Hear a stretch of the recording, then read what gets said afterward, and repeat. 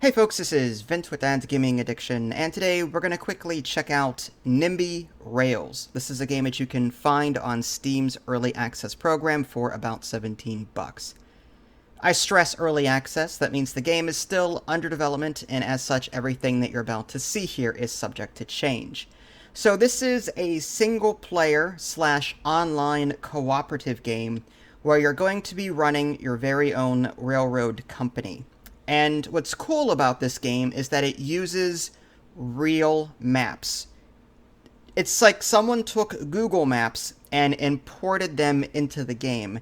So if you want to run, say, a train station or a set of tracks through the yard of your arch nemesis from high school, you can totally do that. I mean, of course, it won't affect them in real life, but still, it's just satisfying to try out weird and different things. Like, let's say that, you're a long-time resident of a particular city, and you want to say, you know what, I wish there was a way to get people downtown faster, or I wish there was a way to get people here and there faster. Well, now you can experiment and try out different things to see what works and what doesn't. But again, this is early access, so, this game may not be a total accurate simulation.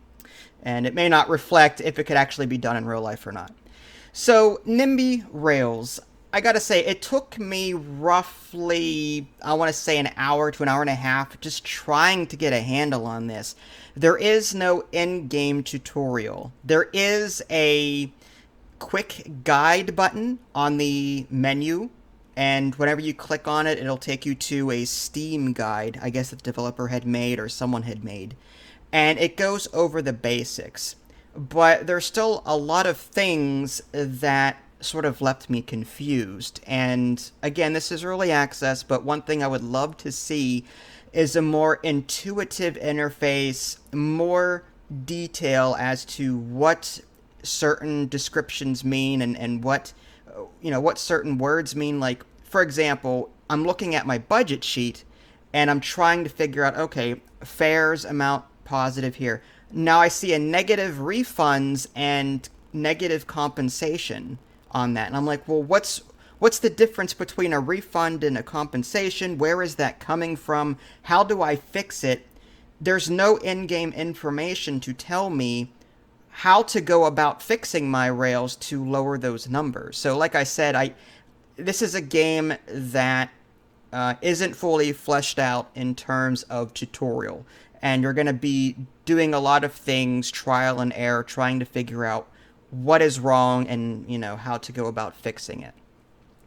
And I don't want to say that this is a review at this point, because I should probably mention that Dad on a Budget is typically reviews, but I am not far enough into the game yet to review it officially, but I am still going to give it like a first impression / recommend, yes or no, just simply because I think I've played it long enough to determine whether or not I like it. And I do like it. I do recommend it. But that comes with a huge warning sign. You have to be willing at this point, as of today, January 27, 2021, you have to be willing to accept that you're going to be lost on a regular basis, alt-tabbing, maybe searching the forums, trying to figure out what something means or how to do something, looking at this Steam guide, getting some guidance that way. Like, the game is not intuitive enough to just plug and play. This game is going to require you to experiment, try things, see if it works, try and figure things out. To me, that was a little frustrating. Like, I was alt-tabbing every 30 seconds to a minute, just trying to set up my line, trying to get my train to run properly, trying to figure out the scheduling, and I still don't have a complete handle on how that all works yet. I did manage to get 2 lines set up, and they are now running. They're not earning a profit. My compensation and refund values overweigh my fares, so I am not making money. I suspect the reason for that is I was trying to run a line through the hills of Pittsburgh, where, my hometown. And anyone that lives in Pittsburgh will know that there are streets up and down, around, curve, it's just all over the place. Had I put a tram or a rail that was maybe closer to the river, there's the three rivers near us, and, had I put them more on flat ground where there's not as many roads to worry about, that might have, sped up the rate at which my trains were traveling, and then my passengers wouldn't be so pissed off all the time. Passengers in this game, there's like two main things that they worry about. It's the speed at which they get to their destination and the fares that you set for your lines. And so one might be good or both might be terrible. It's up to you to figure out how to go about doing that.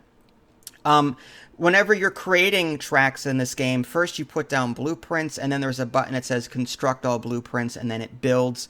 For the most part, like I said, track building it takes some time to get used to. I had to understand the differences between, adding a line and editing an existing one. I just had to get used to the entire interface. It was challenging, in my opinion.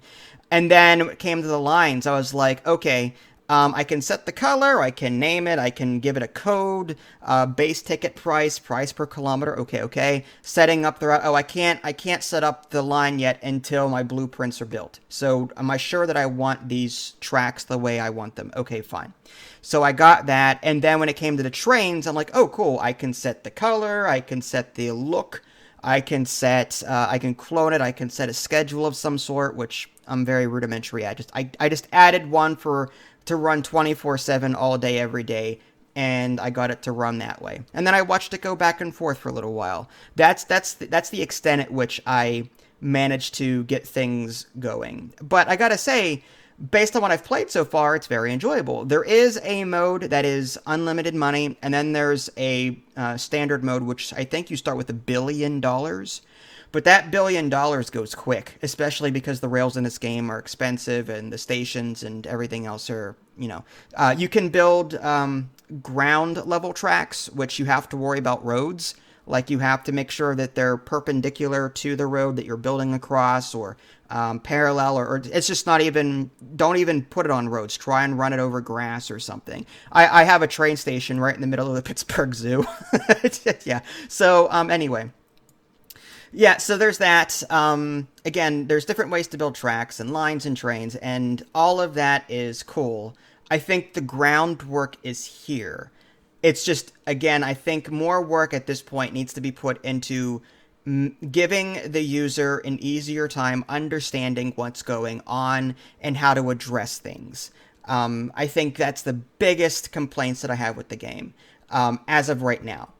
That being said, I do recommend it. The groundwork is here. This could turn into something huge, and I love it.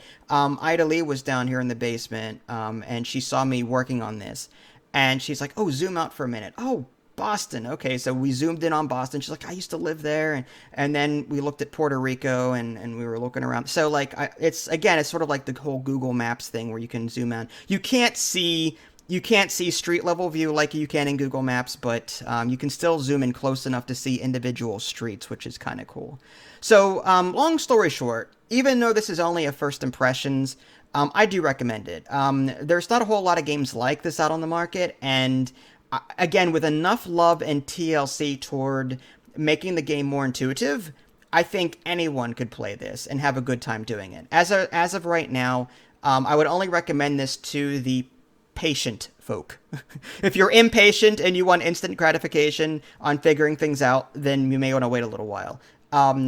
As of right now, again, patience is going to be your friend when trying to figure out this game. But I do have high hopes for this. So here's hoping the developer can continue working on this, making the game more intuitive, and, explaining things in game, like what is a refund, what is a compensation, how do I, give me some tooltips explaining how do I fix this, what can I do to earn more money, what can I do to lower this refund negative value, or this like what can I do?